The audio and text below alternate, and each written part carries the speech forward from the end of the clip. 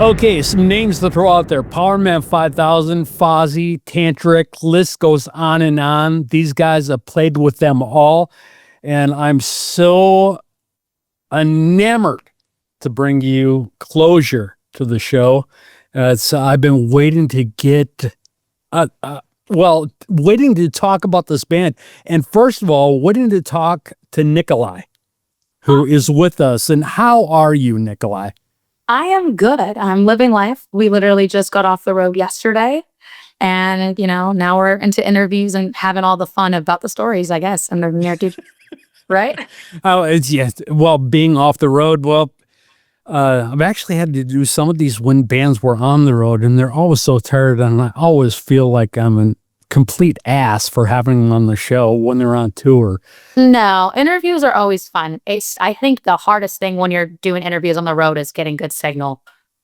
Because we've done interviews on the tour bus, and no matter what kind of Wi-Fi thing you got, you're always lagging and disconnecting, and then it's a challenge. All my listeners know too, because you'll be like in the middle of an interview and it drops out always at the most inopportune time.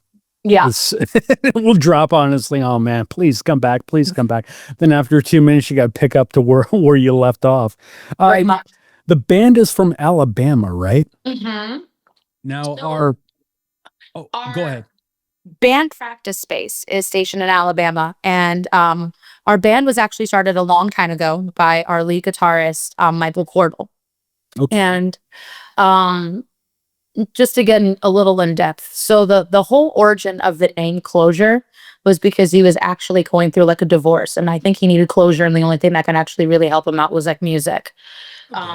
Over time, and I mean like years and years, it evolved or developed onto the Clozure that we are now, which our lineup is literally 2 years old. I think it becomes 2 years old exactly in like September, October area. Okay. And now Clozure is just kind of a little bit of everything. I went through a bad band breakup, and I found this band, and I've been uplifted and supported so much. Zach started a whole new journey of his life, which is our bassist, and me and Zach are the newest additions. We joined about 1.5 years ago, but Zach lives in Kentucky. I live in Florida, and then the band practice space and the three real original founding members, which is Matt, Michael McCann on drums, and Michael Cordell on guitar, they're in Alabama. So now we just make the joke that we're like a freaking Southern American band because we're literally everywhere. You're everywhere. Yeah. You cover all aspects of the country. That's Yeah, funny. pretty much. And you are Albanian, and I did not know. I had to talk to Nikkolaj. I was like, how do you pronounce her name? Because actually her name is spelled Nikkolaj. And I was like, well, wait a minute, that doesn't sound right. And so I asked her, okay, now you explain to our listeners why there's a J at the end of Nikkolaj. So, I feel like every language, like Spanish, if you put two L's, you make a ya. In our language, where the J is placed, it can make like a ya sound too. So with it being spelled Nikkolla, it's Nicola, and then the J makes the yai. So it's Nikkolaj. When my family came from Albania, there was like a really big war happening, and a lot of people, in order to like remain safe, because it had a lot to do with politics, but also religion, they changed their last names. So our original family last name was Palokai, which was spelled Ealokaj, which is that I sound that you hear in Nikkolaj. Yes.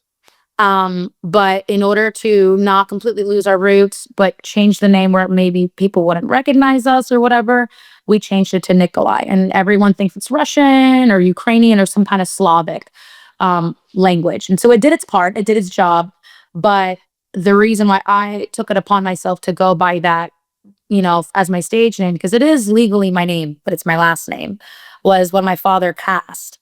I wanted to find a way to like take him with me everywhere I go. He's the guy that used to take me in Harley Davidsons, and we would go to bike weeks and everything, being, part of. Oh, you were a daddy's girl. I'm the only girl in my family, and I'm 16 and 17 years younger than my older brothers. So I am the baby and the favorite. And so when he passed, I took it upon myself to take that name and use it as just like my whole entire identity when it came to rock and roll music. Because with him and his Harleys and his classic cars and blasting Bon Jovi, I don't know if I would have been in the genre or even in music in general if it weren't for him. So now I go by Nikkolaj. It is my name. It's on my ID. It's just not my first. And it's just a nice way for people when they like compliment me or they compliment anything that like I become as an artist. He still gets like paid homage. He's not get to like actually physically be there and see the shows. That's kind of a cool way to honor him, though. That's a good idea, just going by that last name. Yeah. It sounds cool. You got like a girl in like a dominatrix outfit, looks like a Russian or like a vampire named Nikkolaj. Like it makes sense. So oddly enough, it worked. But the initial reason honestly had a little bit more like of emotion backing it. Now it looks so, it makes sense to see me with red lips and a full head of makeup and like my crazy cat suits and stuff and say Nikkolaj. But it was more on the emotional, sweeter side when I curated that concept.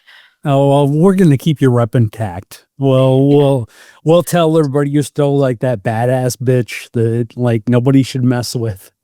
One thing that I want to explore, you said that you didn't think you'd probably even be in music if it wasn't for your dad. Yeah. Were you musically inclined at a young age? No, I was a dancer before I ever did music. So in theory, I always was involved with it. And maybe that's why I have a decent metronome and whatnot, because you have to be on the beat with dance. But my family, I'm firstborn. So my family was all immigrants. And when they raised me and my brothers especially, music and sports and everything wasn't as important. It was more so having your come up and starting your business and work and stay with family. My dad loving rock and roll and loving the classics. And then my brothers, who are 16 and 17 years older than me, being into like the grunge alternative to even like the newer radio rock and the metal and the punk that was starting to really blow up in the 90s and early thousands. They, I guess as a whole, got me into music. And I tried at first. It never came natural to me. And I got kicked out of middle school choir, like in 7th grade. And so I never like choir. Yeah. I was told that I was never going to be a lead singer or like a star singer. I would only really fit well in a group because I was auditioning for I guess he was like one of those show choirs where like you have solo roles and a little bit of dance, a little bit of music, and being from a dancing background, I'm like, great, that's what I'll do. It'll work. Yeah, but the teacher was really mean and she ended up getting fired, I think, actually, for other issues. So clearly it was just an adult that had the opportunity to build up children, but probably took her personal issues out on them. That's what it sounds like. And I didn't know it at the time, but I got kicked out of choir and I never wanted to join again. And that's when I wanted to become a guitarist and I joined Guitar Club. And to this day, I thank her. My guitar teacher, Miss Gettner, was like, you do not need to play guitar. You should be a singer. So there would be times where I was struggling to play guitar and she was like, well, I'll give you a passing grade for this class if you sing with somebody. And she was the person that got me into, like choir recitals and this and that, even if I wasn't in choir, because she really wanted to show me. And Miss Thompson, my English teacher, I got to do a duet with in high school with her because of You from Kelly Clarkson. So it's so strange because the people that I think should have had that impact on me to build me up never did. And I never thought I was going to be a singer. And I just was like, I'll just do it for high school. It's fun. It's whatever. And then going to bike weeks and having all of my guitar friend class like mates around, I just kind of got roped into it. But was it ever my idea? Absolutely not. I was because of that teacher. That's horrible. It's crazy to say this. And that's why maybe when I go on stage now, there's not many children at her shows. And sometimes I'm very happy for that because I dress very sexy and I would be mortified. But the few times that we do have like little kids and like little girls come up to me and talk to me, or even little boys come up and talk to me, I try so hard now to just kind of like watch my mouth and find a way to speak to them in such kinder, sweeter ways. Because in the rock and roll industry, you kind of just like you get to say what you want. Like, we're one of the very few genres now where we don't have to be politically correct in comparison to everything else. But having gone what I went through, I really wanted to make sure that any child that I ever talked to, if they ever asked me about music or this and that, to like give them words of like affirmation and be kind. Because if I didn't have great friends and I didn't have those two teachers that build me up, it took two teachers to build me up from one teacher that brought me down. So, yeah, it's kind of crazy. I'm so glad I'm into music now. But it was definitely like it was a slope, a very steep slope. And then finally, when I found closure and I found four amazing dudes to back me, it's the reason why I am today on stage. But even 2 years ago, with the one previous band I was joined in, I don't even think I was half of who I am. So it really took a lot of people to kind of build it up. To bring that back up. Wow. Yeah. That's and then just the thought I had was you're only one story. It's like Yeah. how many other kids did she just crush? I don't know. And did they go on to do nothing because of her? And it's crazy because I feel like certain words can be monumental, like certain experiences. And sometimes you don't really know when you're going to be that monumental person for somebody or if they are for you. And with music in general, people take it so personal, whether you're like a listener listening to a song or whether you're a child that wants to become a musician yourself.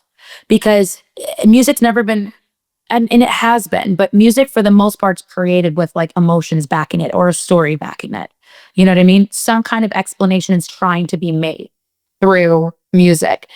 And I don't know how many children she affected, but I know that if she affected me that way, then there's the possibility that there are a lot of other kids that if they didn't have, the two high school teachers and then band members to build you up, they might have been the next freaking Adele for all we know, but it was deaded and cut off. And even me as an artist, I've learned to take a step back on over explaining my lyrics or over explaining myself or even how I talk to fans, because I've written songs that are directly about a band breakup, but someone has heard my lyrics and revised it in their mind to explain something else that they've gone through. And that's the amazing thing with music, is it really can, express people when they can't find words themselves. But I don't know. I mean, I've gone through so many highs and lows, and I think the only reason I stay is because even though the lows really suck, when you find words of aspiration or when you find quote unquote closure through music, it's like the most settling thing. You don't have to pay a therapist or a psychologist to go through it, or you don't have to like ask a bunch of people if what you did is right or wrong or what you're feeling is, normal or not normal. It's literally just sitting within yourself and saying like, I feel this, or now I know why I feel this, or this is giving me the closure that I need. But yeah, I mean, I had bandmates that were mean to me at one point previous to this band, and it's interesting. But where I am now, I would genuinely say is because of the few people that did build me up. However, it took 10 people to build me up for what maybe 3 people made me feel. It's the weirdest thing how that works. And that's why as an adult, you have to really watch how you treat children, because that's your future. You know what I mean? That I completely do. And with you talking about how your bandmates that you have now have helped build you up so much and stuff, it almost sounds like you guys have like this complete collaborative process. Oh, Do you bounce stuff off of each other constantly? yeah. So I write all of my melodies and vocals. My guitarists write all of their parts, basses, drums, everything. It very rarely do you ever really see just one of us in the band come up with a completed song and say, this is what we're playing, because it just doesn't run that way. It might be someone that thinks of the first idea and then we all build on it. Or sometimes it's just completely communal and it starts right then and there. But for the most part, everybody really has their part to play. And we all have our strengths and weaknesses, you know. I love everything to do with merch and videography and directing and whatnot. So that's been my part in the band other than lyricism. I've been doing Okay. a lot of the directioning with Thomas Cranes of Kill Devil Films that we use for our music video. And I do a lot of the merchandise. So when you buy a piece of merch, while I might have designed it or co-designed it, obviously the bandmates approve. But then, you know, when it comes to tech, that's Coral and that's, you know, Zap. When it comes to just like negotiating or even communicating among the band so we don't get emotional because we're all so well and delved into it. You know, McCann, our drummer, will be the ones that'll like be like, Nikkolaj, pause, let Cordell explain. So we all really have our own parts musically, but then also on a business aspect and a family aspect, which I think is more so what to focus on. If you look at our band, it's more like a family business than anything. Okay, that's well, and with it being a family business and you having to wear so many hats, Yeah. I mean, it's so helpful to that everybody knows their place in the band, so to speak. I Yeah. mean, Yeah. granted, there's the music aspect, but then, like you said, it's a family business. It really is. And when we signed to Wake Up Music Rocks and when we started having Paul Crosby, the original drummer of Saliva, who now manages us, it wasn't just look at the contract and see the bulletin points. A lot of the times when we had to make actions, we wanted to make actions in regards to like, did we connect with them on an emotional and like level too? Because we take it so personal. And I feel like nowadays sometimes that can be a rarity. Because I've been in a project prior to this where it didn't feel like a family and it didn't feel like we were all friends. And while we might have created good music, there's a reason why it didn't last. And with this band, it's very different. So when we said yes to Wake Up Music Rocks, and you know, they helped distribute us and figure out timing of when to release the music, so it's one less thing off of our plates. Mhm. Or when we had Paul help us, you know, get onto festivals, or you know, sometimes he'll spin us ideas that we can't think of. We not only hired them for how capable they were, but because we could tell that they cared about our project as much as we did. But yeah, it really is a family. My dad had a bunch of Italian restaurants and family restaurants, and I worked with my father my whole entire life until he passed. And joining this band, it really just honestly feels the same. I just feel like I'm working with a bunch of brothers, and we fight just like a bunch of brothers and sisters, and we nag at each other, and we have to live in a freaking, you know, moving tube with like Yeah. no space sometimes, but it really does feel like family. That's cool. That's just the dynamic. I mean, between Yeah. all you guys just seems so awesome. When you were talking about Paul Crosby, when I got Relapse, God, I think it was like late May or something. It was right before it came out. When I got it and I listened to it, it had this all encompassing sound to. I was like, I almost got this vision in my head of you in a big stage production or something. That's Hmm. the way it kind of, and then I fell down a rabbit hole going to Clozure songs. Yeah. It's like, do you guys like think about that when you write, or what goes through your heads? Do you want to have this big, huge, monumental like production? I Because that's don't, what it seems like. I don't know. I mean, I know I know lyrically, because I couldn't speak for the bandmates because everyone writes their own parts and I think they Hmm. all feel different things.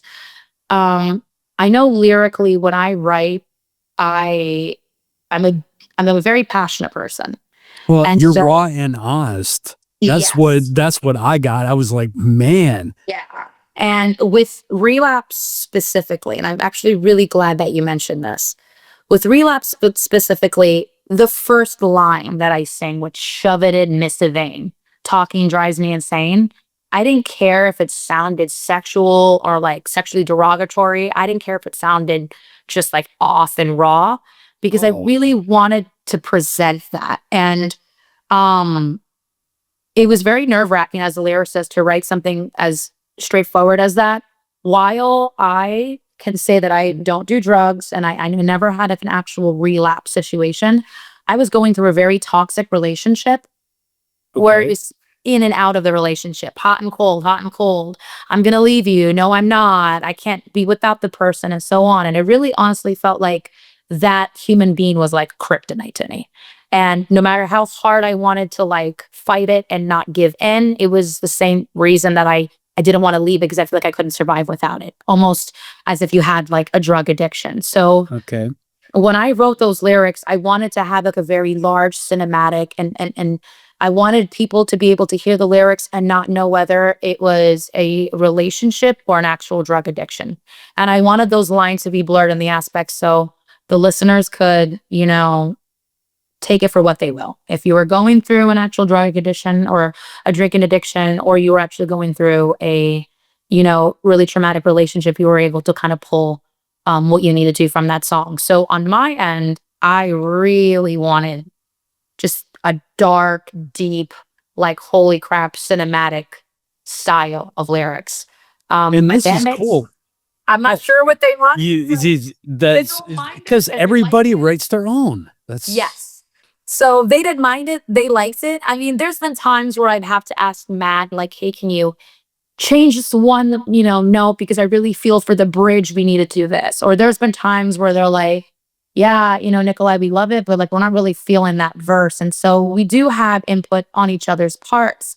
But when I brought in this, the lyrics for it, I remember Matt specifically telling me like when I wrote this song, I really was going through a lot in my head, and my mind couldn't pinpoint what emotion I was feeling other than just like anxiety and like it was just eating at me.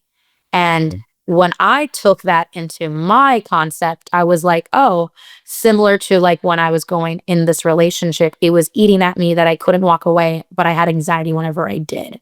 So it just kind of became relapse. And that's why the music video is the way it is. That's why there's a heart-shaped tub.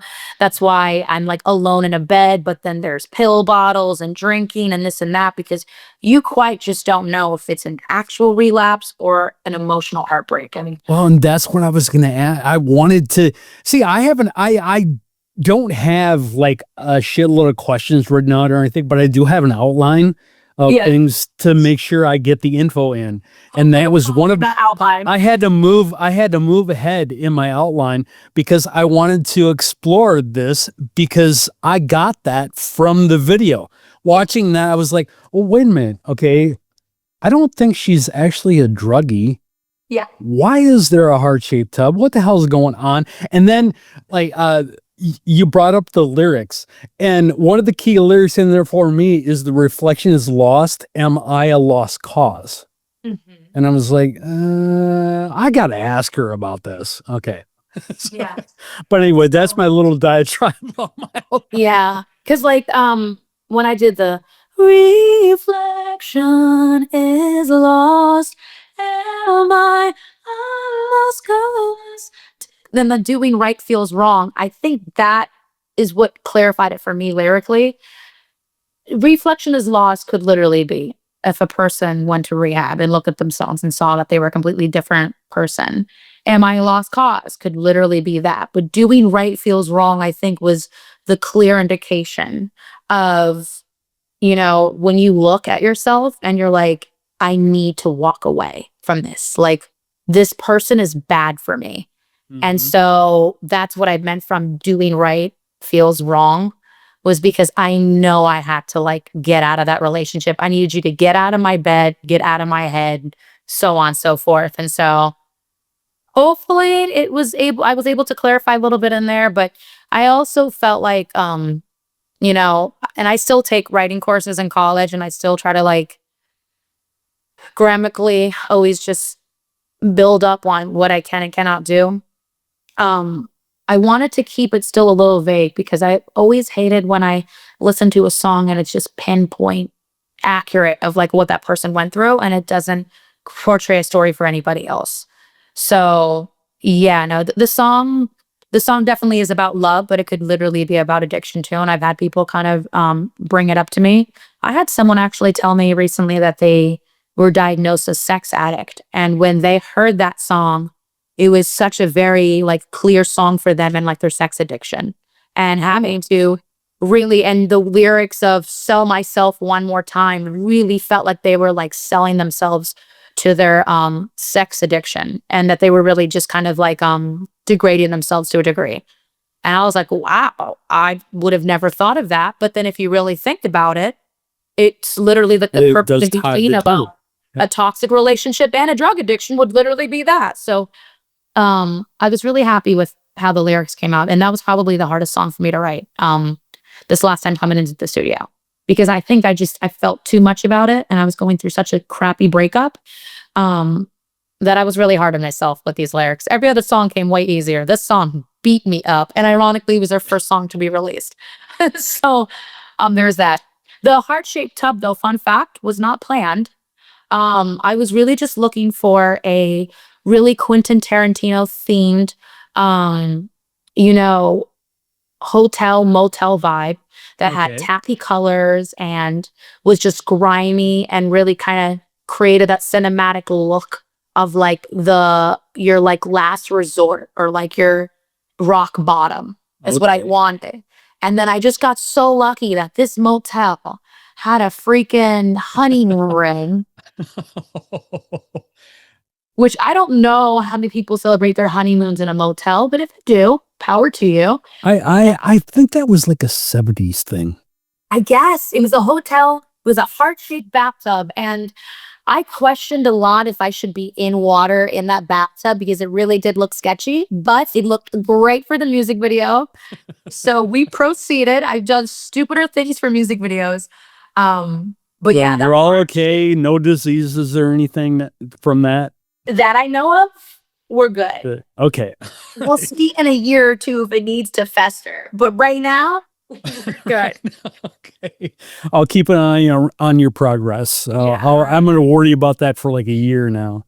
Yeah, but I was really honestly blessed because it literally was just perfect. It was, you had the mirror for that one bridge, reflections lost. You had the heart tape shut, like tub for like, the romance aspect. And you had the pill boggles for like it literally did what it needed to do. And we just stumbled upon it last minute. So thank the heavens because, we were struggling on finding. Were you scouting out places for a long time? Oh yeah. And then there was a lot of places that didn't want a music video perceived there. And a lot of times they will ask you like, okay, well, what's the direction taken? Well, now they may not want their freaking motel or their hotel to be kind of, partnered with the imagery that the music video needed. So it was kind of hard, or they were freaked out by us making too much noise and disturbing guests. But this one motel was like, yeah, we don't care. And so we went for it. I don't think they wanted us to really push the motel as much, but they were like, you can use your property. We don't care. So. Okay. All right. Let's go. So just really did stumble upon it. One thing too, I'm talking about the music being so raw and honest and that, but I don't want people to misinterpret. It is very, very well produced as well. Thank you. And thanks to Malcolm Springer. And I was just gonna Peter Keys. See, you keep on. You're like the Energizer Bunny, and just wind you up and let you roll. Now that was my lead in to talking about Malcolm. Anyway, what New Yorker? I talk a lot. God, from me. You are. My last interview was fun as hell to talk to too. So this is fun too. What was it like to work with Malcolm? He's an intense dude. Yeah, he's intense. So all of our singles thus far that we've released has all been Malcolm Springer, and we have about another 4 more to release that is Malcolm Springer. Our first time ever meeting him, he absolutely petrified my bandmates, and he sounds like a wrestler, like the way he talks. It's like, hey, it's Malcolm Springer. Forceful growl. With his guitar. Like, it's very intense. But he's a very good guy, and he babies me. So, like, I still get to be spoiled in the end. And so I remember the first time recording with him, he was ripping an asshole to all of my bandmates. But then to me, he would talk like, listen here, princess, we're going to do this, this, and this. I'm like, okay. You're all of a sudden teacher's pet. Yeah, yeah. And I didn't even have to try to be. We were just buddies, And then this last recording session, I mean, there were so many times that me and Malcolm and my best friend tour manager would just go off and eat dinner together. The bandmates would go home and we were like, yeah, let's go get dinner together. And he's a very cool and like down to earth guy. I mean, if you look at the roster of all the people that he's worked with and all the labels and like record companies and record studios that he's worked with, I'm talking Def Jam Records, Universal Studios, Welcome 1979. Like he really has a roster. Yeah, he's a heavy hitter, man. You don't win a Grammy for nothing. Exactly. Let alone multiple, right? Yeah. But he's a very down to earth person and he's intense. And I will say with artists that, and not just musical artists, but like producers and everything in that field too. So they're set on their ways, and they're set on their ways because they figured out something that works. And as long as they keep an open mind and don't take things personal, I feel like anyone would get along with Malcolm. He just is a very intense and very like passionate person. But we love working with him, and I think he also pays attribute to that larger sound that you've mentioned, because while we play what we play, there is a lot of strings that were mixed in the lower resonance of what the song, and the way Peter Keys, the keyboardist of Leonard Skinner, the way he masters it, the volumes and what you're bringing up and what you're putting down really do affect the song. So you really honestly need a team to create anything, to be honest. And yeah, no, they're really cool to work with. Malcolm's fun. I love him. I get along with him. He's really nice to me. Bandmates love him too, but it took a couple of days to get used to, his approach to things. But you're used to those big personalities, though, yes. too. Yeah. So it's from New York, being Albanian, having a bunch of like Greek and Italian friends and whatnot. It's normal to me. To be loud and boisterous is normal for you. I mean, look at this interview so far. Like, literally, yeah. It's just, I don't know any better. So when I saw him, I was like, cool. Awesome. It is what it is. Now, I know you just got off the road, so you need a break. But I do want to let people know, like, tours and live shows, where you're going to be, when people can see you. What is in the works right now for a second run? As of right now, we're working on a second run for 2026. Don't know where it's going to be. I know for sure there's going to be like an East Coast to Northeast Coast run. Okay. And we're working hard to get to the West Coast because we just haven't had that opportunity yet. The most west that we've gone has been Arizona, but if you go on our Instagram or our Facebook or any of our platforms, we do have a link tree that we just consistently update with shows and whatnot. Right now, I don't think we have anything planned touring wise, but we do have a bunch of releases for this year. I mean, we're literally releasing something this week.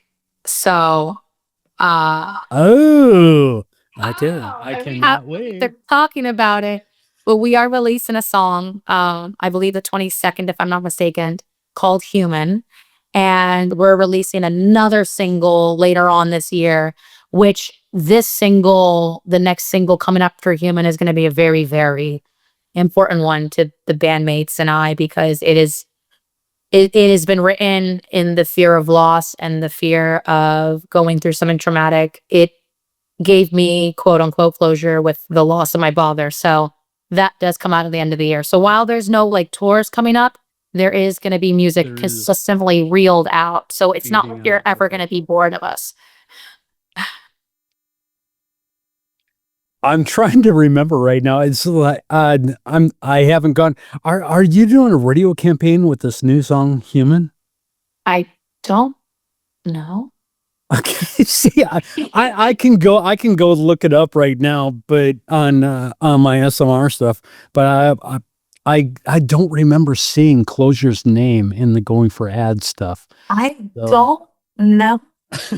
That would be our label and management, or So honestly, our guitarist would know.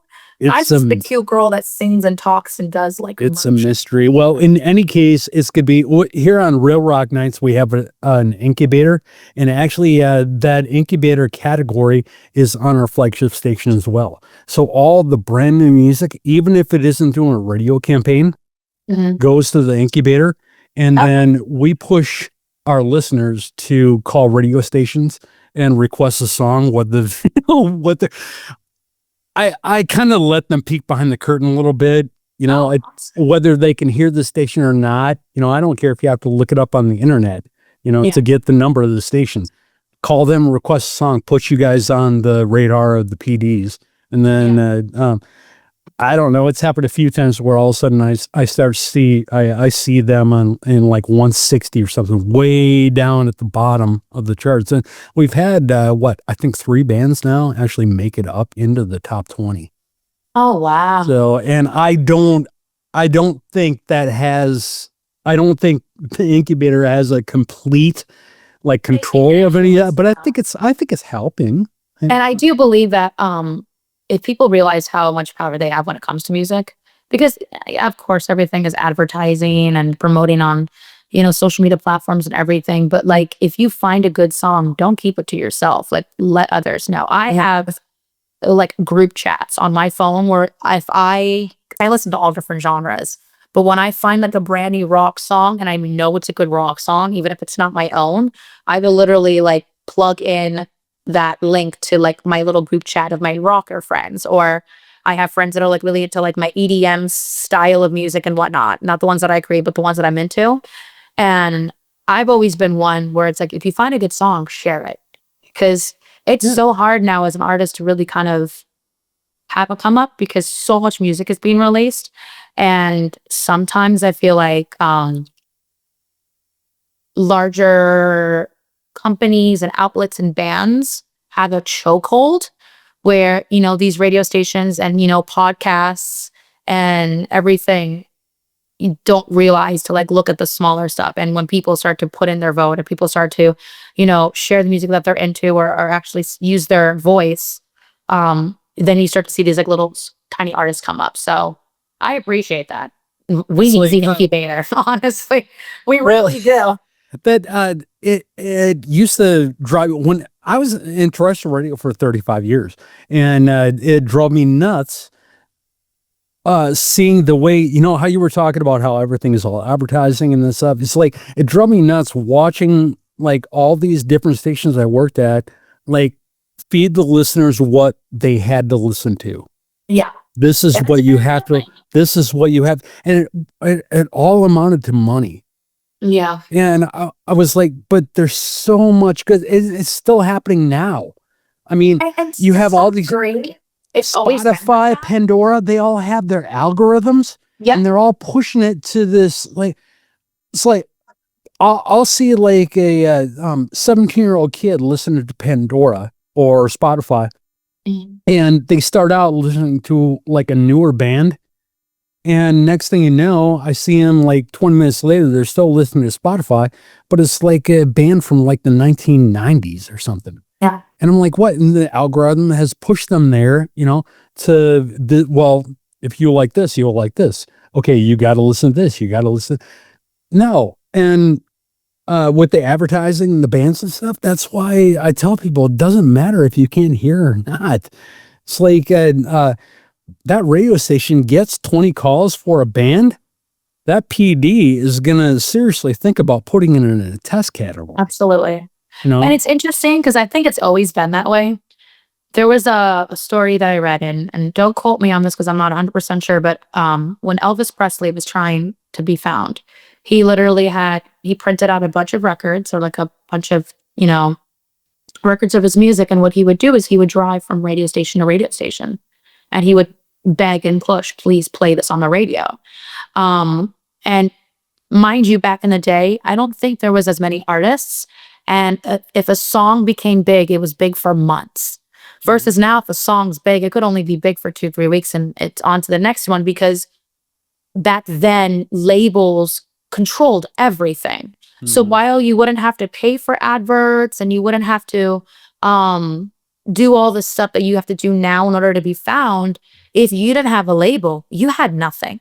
So inherently with technology and everything, you don't need a label in order to be an artist, but in order to get your sound heard, now you almost have to pay for the adverbs and the Google and distribution and so much because you may not need the label to create it. You may not even need a record studio to record it because you could do it in the closet of your own home.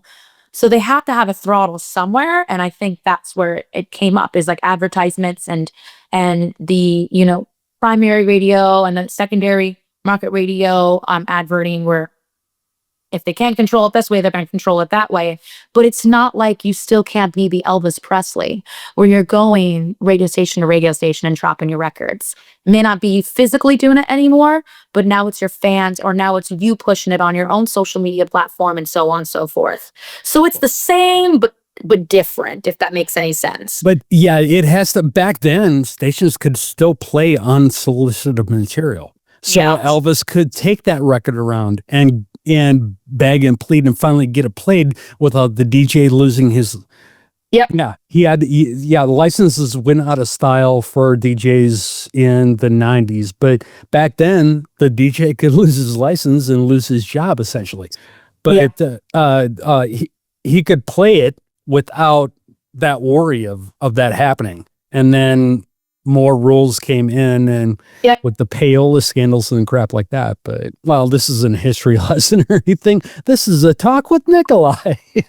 God, it's been so awesome to talk to you and to catch up with you. Do you have any hobbies, any strange talents? Any I don't likes, dislikes? I don't really know. I mean, my hobbies have quite literally become my work. So if I'm not, with my band touring, I'm literally in my studios doing hair and makeup. And um I'm fortunate enough where I was able to create like everything that I've loved to be my profession. Likes and dislikes, I don't really care. I'm a very nonchalant, like it takes a lot to affect me person.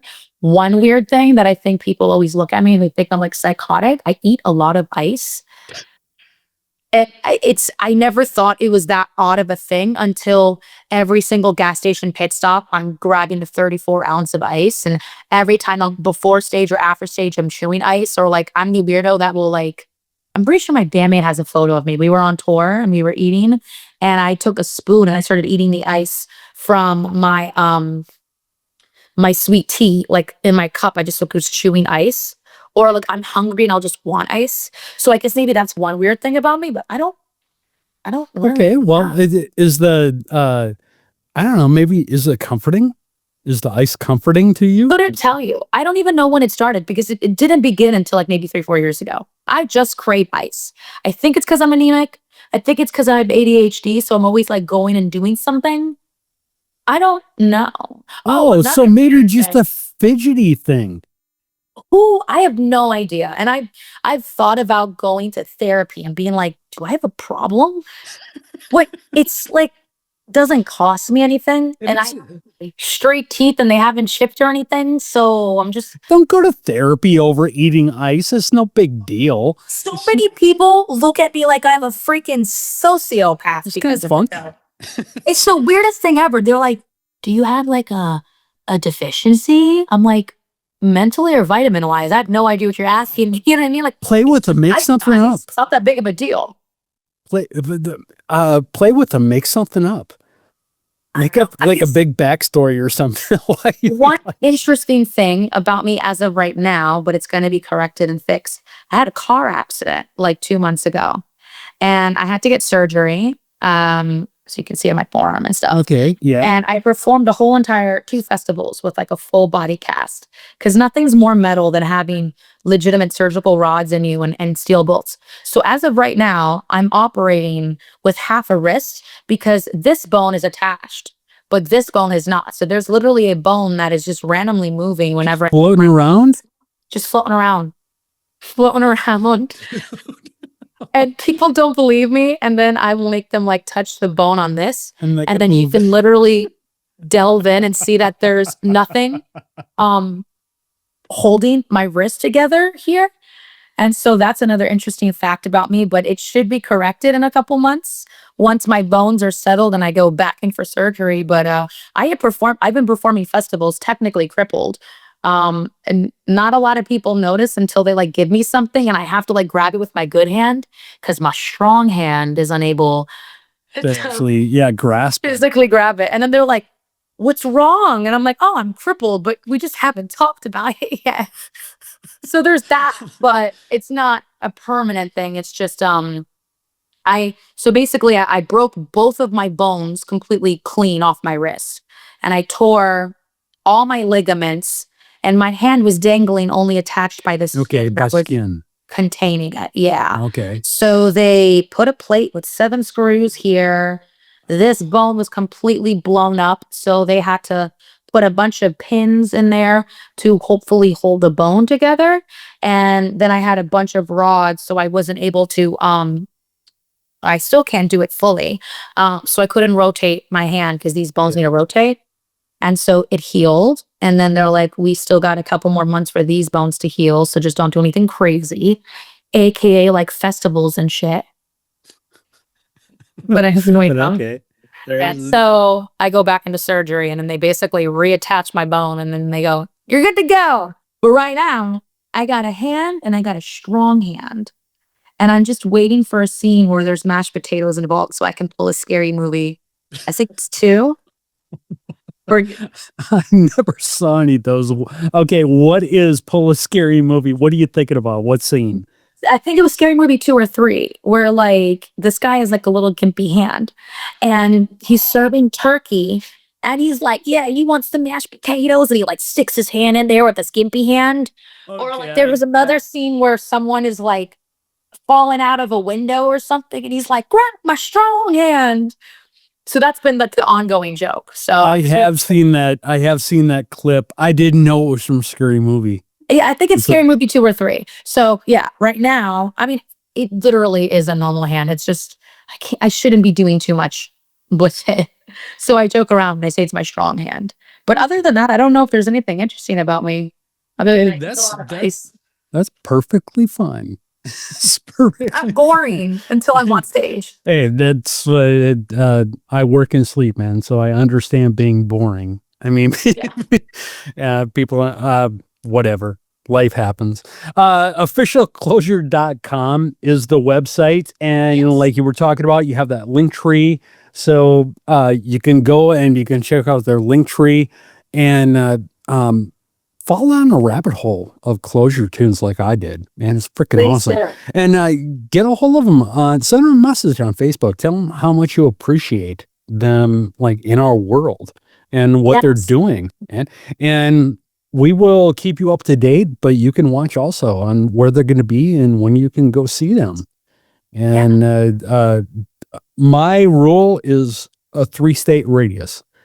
So you come within 3 states of Tulsa or of Oklahoma, I'm there. That is dedication. Well, hey, that's I love my artists. I mean, you guys, you guys feed my show. You guys feed my stations. You keep the lights on. You help me pay my rent. Yeah, but in all honesty, and I always say this for anybody that I do podcasts with or any kind of like interviews, like if we didn't have you, I think it'd be 10 times harder to like even get our music out there. So it really is just like a kind of like harmonious situation or balance, or I'm trying to think of a word and I can't think of it because I'm so boring from tour. You actually said what I think it is like a long time ago and just talked about your bandmates. It's a family. I'm a part of your extended family. Yeah, that's second and third. I mean, like when you were talking about playing these festivals and shit. When I go to like these festivals and that, and it's almost like going to a family reunion. Yeah, because like I'll hear somebody from behind me, Shep, how you doing? Or I'll see somebody from across the room in front and they'll run over and give me a hug or whatever.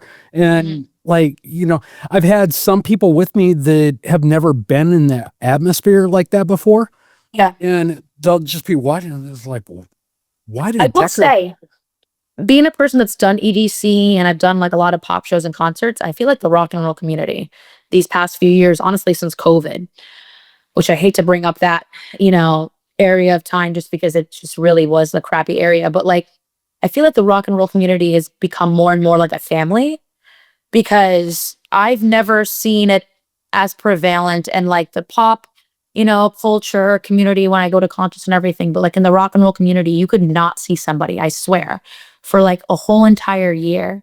And the next time you go to Rockville or the next time you go to Louder Than Life or Rock on the Hill or any of these festivals, it's like that person and you just like saw each other a month ago. Yeah.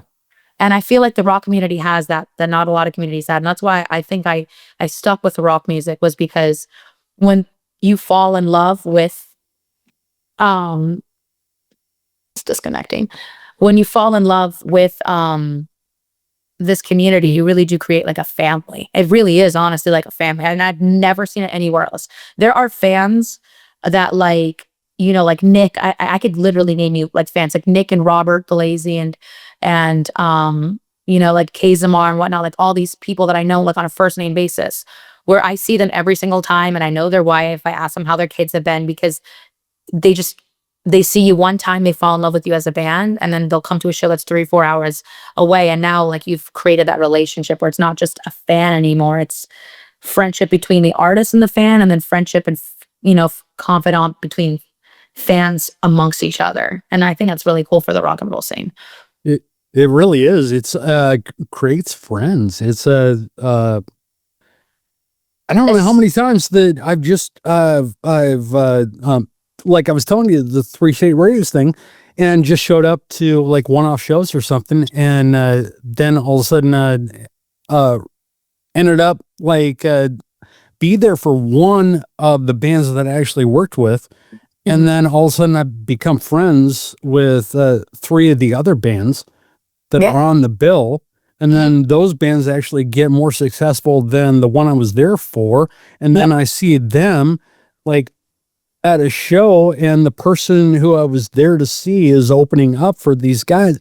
And it's because they like kept in touch, and it's all like a family tree.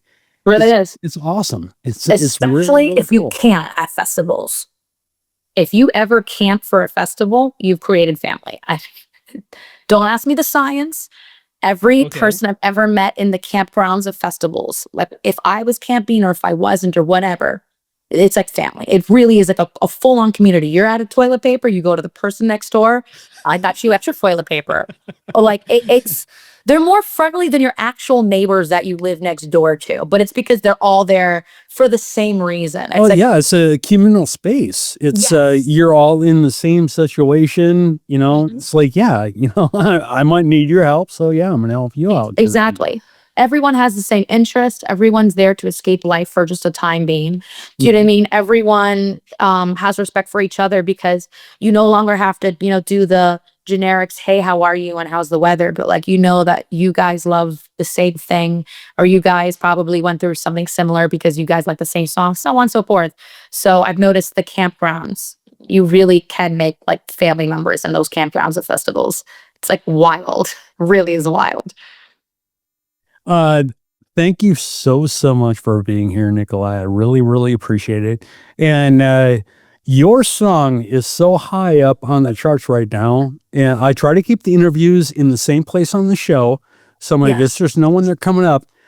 But I want to play a song of Clozure's out of our chat. Okay. Which one would you like me to play? I mean, Relapse or The Devil Effect are my two favorites. Okay, The Devil Effect is my favorite. Okay. So I'm playing the devil effect right here, right now. Thank you, Nikkolaj. I appreciate it so much. It is Clozure, The Devil Effect, right here, right now on Real Rock Nights. Click for the latest video right here, right now. And don't forget to like and subscribe.